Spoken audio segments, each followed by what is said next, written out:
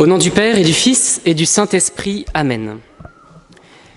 Les ennemis de mes ennemis sont mes amis. Voilà une bonne définition de la complicité qui unit les démons. Ils se détestent mutuellement, puisqu'il n'y a pas une dose de sympathie en enfer, mais peuvent s'allier temporairement pour faire ensemble plus de mal à un ennemi commun. Et la haine qui les sépare les unit aussi parfois.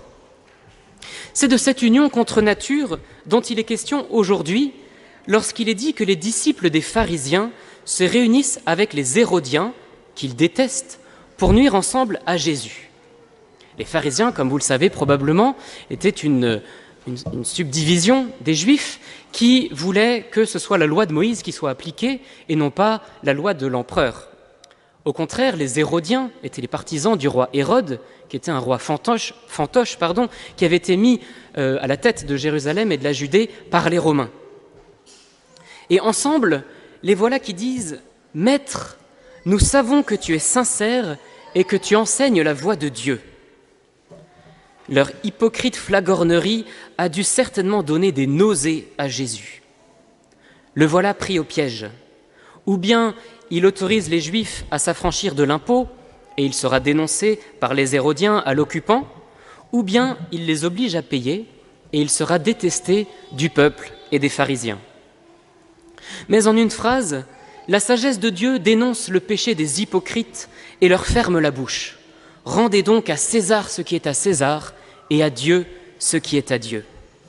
En quelques mots, Jésus pose le fondement de toute la doctrine sociale de l'Église, c'est-à-dire l'enseignement de l'Église en matière politique, sociale et économique.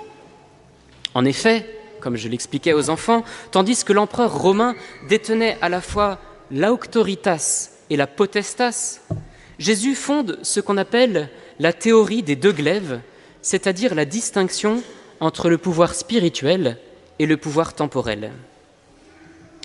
Permettez-moi, bien chers frères, de rappeler en quelques mots en quoi consiste l'enseignement de l'Église sur cette question complexe, car il me semble profondément méconnu aujourd'hui, y compris parmi les chrétiens pratiquants.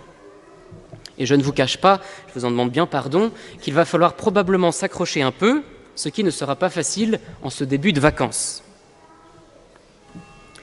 Cela ne fait aucun doute, par ce « rendez à César ce qui est à César et à Dieu ce qui est à Dieu », Jésus enseigne la distinction des domaines de souveraineté de l'Église et de l'État. Mais distinction n'est pas séparation, contrairement à ce que pensent bon nombre de chrétiens. Et pourquoi cela ? Parce que les fins, les buts poursuivis par l'Église et l'État, s'ils sont distincts, ne sont pas radicalement séparés. En effet, s'il est vrai, comme dit saint Thomas, que le droit divin qui vient de la grâce ne détruit pas le droit humain qui vient de la raison naturelle, comme l'a rappelé aussi solennellement le Concile Vatican II, la vocation dernière de l'homme est réellement unique, à savoir divine. Cela veut dire qu'il n'y a pas deux vocations distinctes de l'homme, une vocation humaine et une vocation divine. Non, il n'y en a qu'une seule, même s'il est vrai qu'il y a bien deux cités dans lesquelles nous sommes insérés, comme le rappelle saint Augustin, la cité de Dieu et la cité des hommes. La raison humaine et la grâce doivent donc collaborer pour la réalisation de la vocation universelle à la sainteté. De nouveau, je cite saint Thomas, « La fin ultime de la société n'est pas seulement de vivre selon la vertu, mais par la vertu de parvenir à la vie en Dieu. » L'Église, évidemment, a pour mission de s'occuper de cette fin ultime de l'homme, en lui communiquant les moyens de salut qui viennent du Christ. L'État, pour sa part, a une mission double, veiller sur le bien commun et organiser concrètement la vie civile. Or, l'État ne peut, à lui seul, connaître parfaitement les principes qui garantissent le bien commun, car la raison humaine a été blessée par le péché originel. Vous voyez, normalement, il suffirait de la raison humaine pour pouvoir connaître le bien commun, donc on pourrait dire que l'État pourrait suffire, mais en fait, par le péché originel, la raison humaine a été blessée, elle a donc besoin de l'Église et de la révélation pour lui rappeler ses principes. Et par exemple, aujourd'hui, on voit bien que l'État est profondément déboussolé sur toutes les questions de droit pourtant naturels qui concernent le mariage et la famille, l'éducation, la recherche de la vérité, la souveraineté des nations, la justice économique, etc., etc. Il aurait besoin d'être guidé par la révélation divine confiée à l'Église catholique, et s'il s'obstine à en ignorer les avertissements, le bien commun, on le sent, sera mis très gravement et durablement en danger. On a là une première raison pour laquelle l'Église et l'État, s'ils doivent être distincts, ne doivent pas être séparés. Mais il faut même aller plus loin.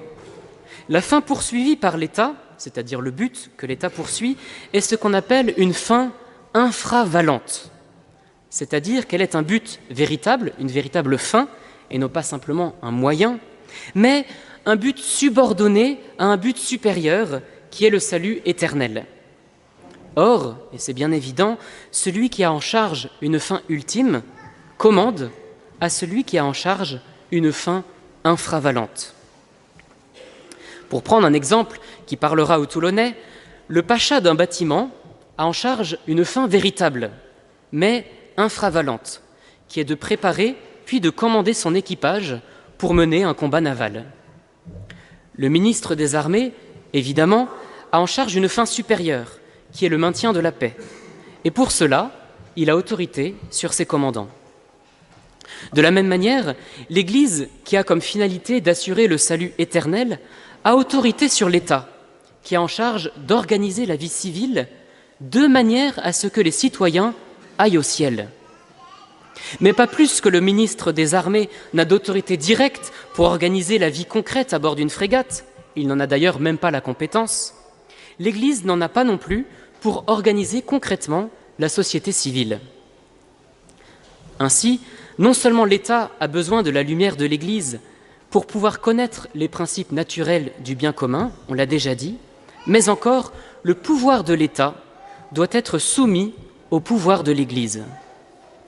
Cette subordination ne signifie pas pour autant confusion des pouvoirs, ni théocratie, car l'ordre temporel, tout en étant au service de la fin surnaturelle de l'homme, possède une autonomie et une finalité propre. Je le rappelle, l'ordre temporel, c'est-à-dire la cité, possède sa finalité propre, qui est d'organiser le monde matériel pour servir le bien commun de la société, sachant que ce bien commun ne peut exister en niant la finalité de l'homme, qui est de trouver son repos en Dieu. Très concrètement, cela signifie qu'il faut obéir à l'Église plutôt qu'au gouvernement pour ce qui concerne notre salut. Par exemple, un médecin chrétien a le devoir de refuser de pratiquer un avortement, pourtant légal. Mais il faut obéir au gouvernement plutôt qu'à l'Église pour ce qui concerne l'organisation de la cité, comme par exemple pour déterminer le nombre concret de migrants qu'un État est capable d'accueillir sans mettre en danger le bien commun. Alors, évidemment, contrairement au ministre des Armées, l'Église n'a pas le pouvoir de coercition sur les États, et il est bon qu'il en soit ainsi.